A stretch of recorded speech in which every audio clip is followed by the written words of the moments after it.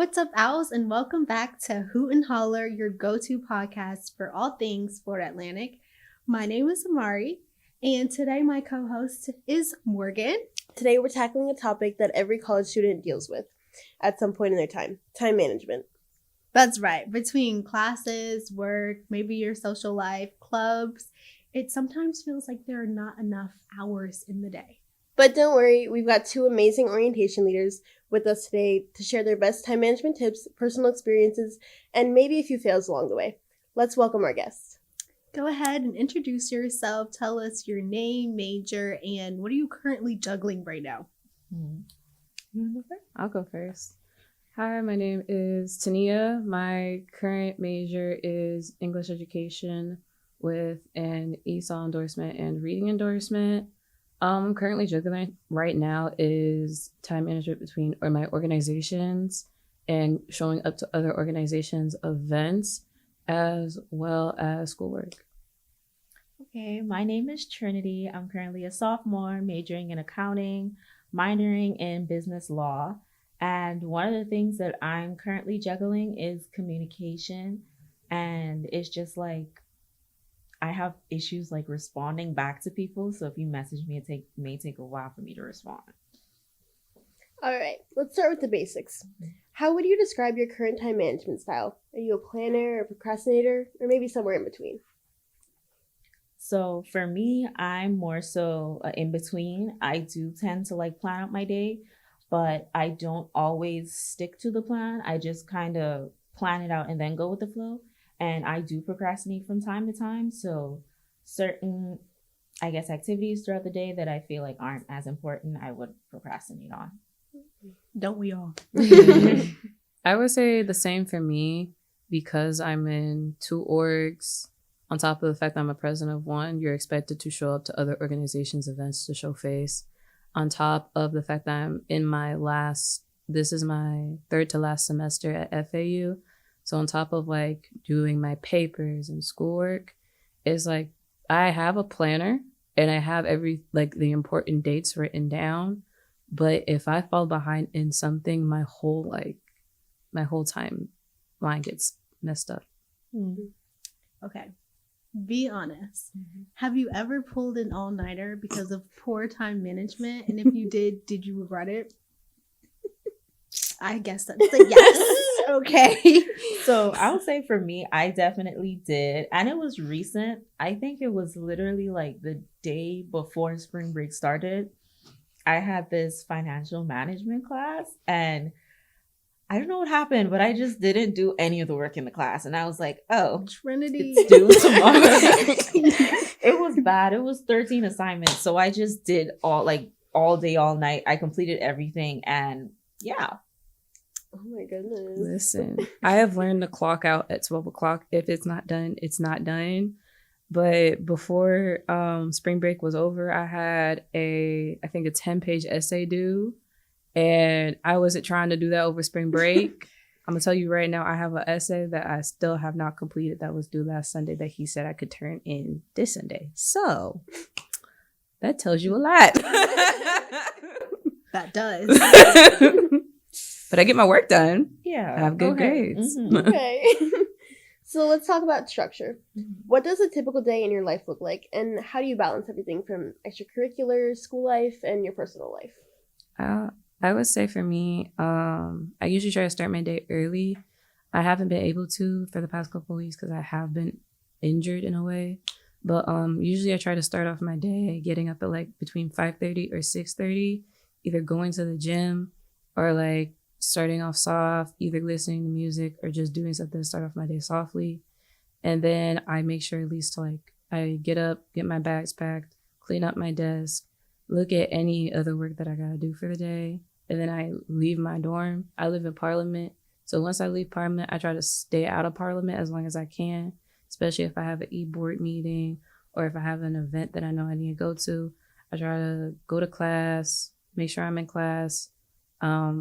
I'm trying to make sure part of my day is visiting the student union and then actually going to one of my org's events. And if I don't have an event, I'm usually bothering Wes in the UP. Well, for me, my day, it kind of starts like in the early morning. So like 2 a.m., 3 a.m. And that's just usually because when I get home at 6 p.m., I like tend to take a nap and that's when I wake up. So 2, 3 a.m., depending on how I feel, like if I'm really energized, that's when I would like pack my bags. I would usually sometimes do work, get some homework done, and just little things here and there. And then like I would get tired, maybe take like an hour, 2 hour nap. And then I would say around 7 a.m., take a shower, get ready for the day, leave, go to my classes. If I have any meetings or anything, go to those. Um, Most of the time I am at work though. So I don't really get home before 6 p.m. most of the time. Um, and then after I get home, depending on how I feel, I either go to sleep or get some work done and then just relax for the rest of the day. But you're usually up at 2 to 3 a.m. Yes. Very impressive. Almost every day. Almost every day. Almost every day. Trinity, we gotta talk. Yeah. What would you guys say is the biggest time management challenge you face in college, and how did you overcome it? If you've overcome it, like overcame it yet? I would say the biggest one for me is juggling orgs, schoolwork, and then job, because I am a substitute. Right now I haven't been able to substitute because right now I'm trying to balance schoolwork in my organization. I would say the biggest thing for me is my planner and actually writing things like the day before I need to do it. So I actually get it done within like the day. And if I didn't complete it within that day, it tricks me into thinking it was due that day, but then I realize it was due the next day. So it gives me more time to actually get it done. And then for me, I would say the same thing because I am currently in 2 orgs, including, orientation leaders, and also that work and schoolwork as well. Since I do have like an office sit down job, I try to get some of my schoolwork done if it's not busy. But for the most part, I just do what's required. If I have the energy, I would try to push past my limits. So like I would try to, do as much organization stuff as I can, community service, events. And if I'm tired, I just let it happen. Like whatever happens, happens. But don't get me wrong, not like in a nonchalant type of way, but it's like I'm someone who I would say I tend to push past my limits almost to the point of burnout. So it's like once I reach that point, it's like, okay, I've done enough. Like I can pull back a little bit. So yeah. Okay. So let's get into tools. Are you more of a paper planner, digital calendar person? What are your go-to apps and strategies for keeping track of everything? I am a paper planner. I like it. I like it pretty. It looks nice. I can hold it. I'm a book person too. I'm an English major, so I also like to have like the book in my hand, so it's not off kilter for me at all. Where do you get your planners? Have you seen the TJ Maxx one? Listen, With the stickers? TJ Maxx, Marshalls, Barnes and Noble. They see me. They see me coming. You gotta get the one with the stickers. I have the one with the stickers. okay. Yes. And for me, I do a mixture of both. So for my assignments, I like to do paper, and I have it set up in like a week to week type of thing.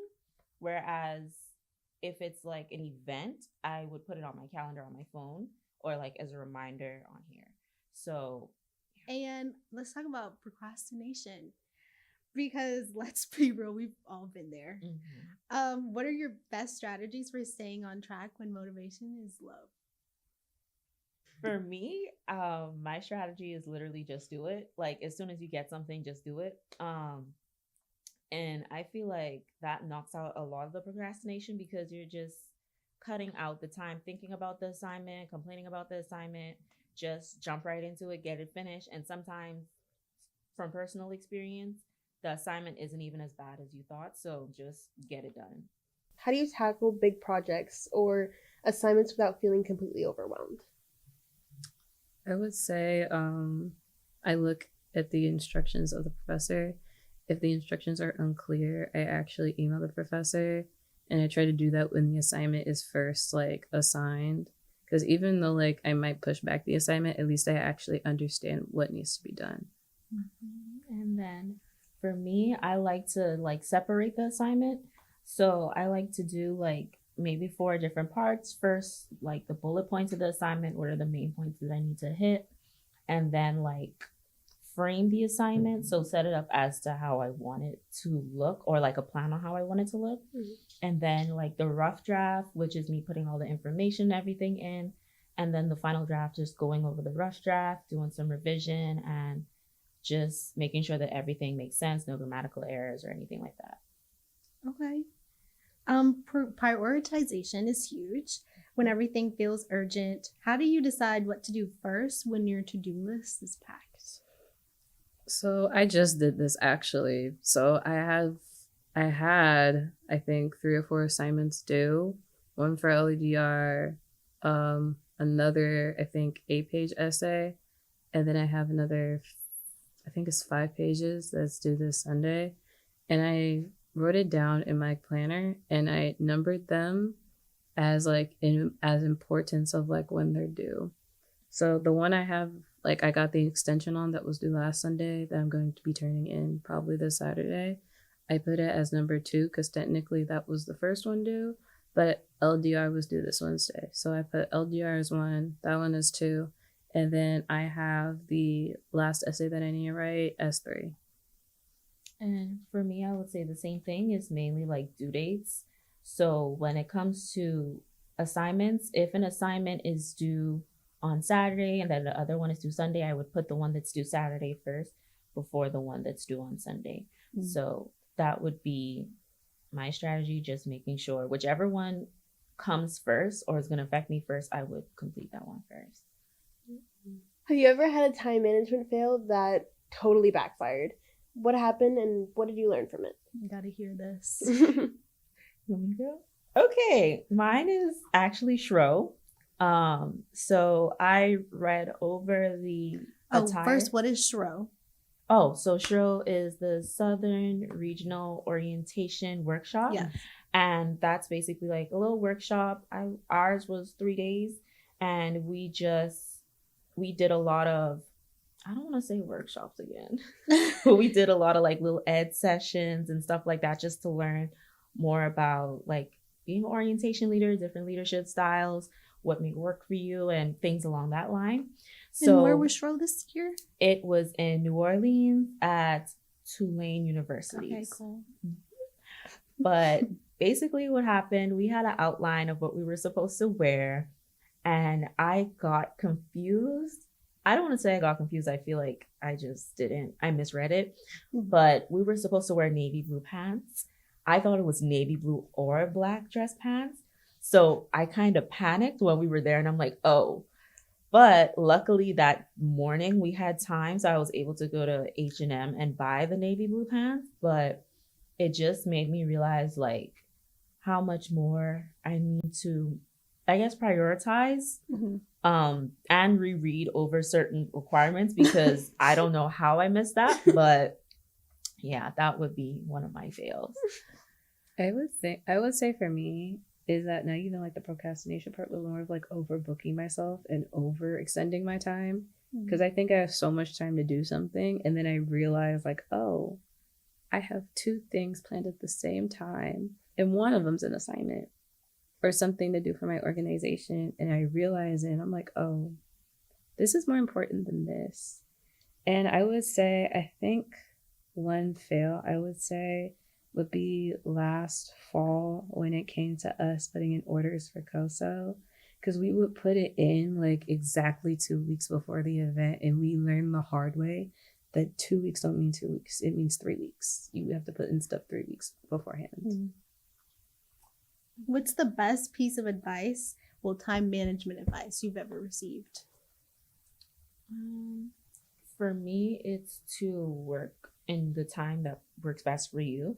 So for example, me, how I'm up like 2, 3 a.m. in the morning, that's usually when I'm the most productive. So instead of trying to work throughout the day, which I'm tired throughout most of the day, I try to do more of my assignments in the nighttime when I'm more productive. I would say same. Okay. Not 2 or 3 a.m. in the morning. Oh. So let's fast forward. Mm-hmm. How has your approach to time management changed since your freshman year here? I would say I actually use my planner compared to freshman year. I started using like my planner in senior year of high school because I was doing online and I was also in school because I was doing dual enrollment. So I had most of like my high school courses completed. I just needed to do like my online credit or whatever, as well as finish dual enrollment. Freshman year of college comes, I'm thinking I'm about to do the same thing. That is not true. The same thing did not happen. I fell behind several times. But as for now, I say I actually use the planner, actually crossing out when I actually get the work done and do the thing. Okay, so for me, I would also say that I use my planner as well and plan things out on a weekly basis, like include my assignments and events. Whereas in freshman year, I would just go with the flow, like just do, if I saw it, I did it, but if I don't see it, I'm in trouble. So, yeah. All right. Before we wrap up, let's do a speed round. One quick tip for students struggling with time management. Go. I say The immediate panic. I would say find what calendar works best for you or what like apps works best for you to make sure you actually can visibly see a reminder of when you need to do things or when you need to get it done. Mhm. Okay. And I guess mine would still be the same, where it's like, just make sure that you are productive in the time that you feel productive. So working what time slot works best for you. Yeah. Love it. This has been a great conversation. And hopefully some of these tips have helped our listeners maybe control their schedule a bit more. Yeah. Huge thanks to our amazing OLs for joining us today. Shout out to you. And as always, thanks for tuning in to Hoot and Holler. Make sure you subscribe and let us know what topics you want us to talk about next. Until next time, keep hooting and stay on top of your schedule.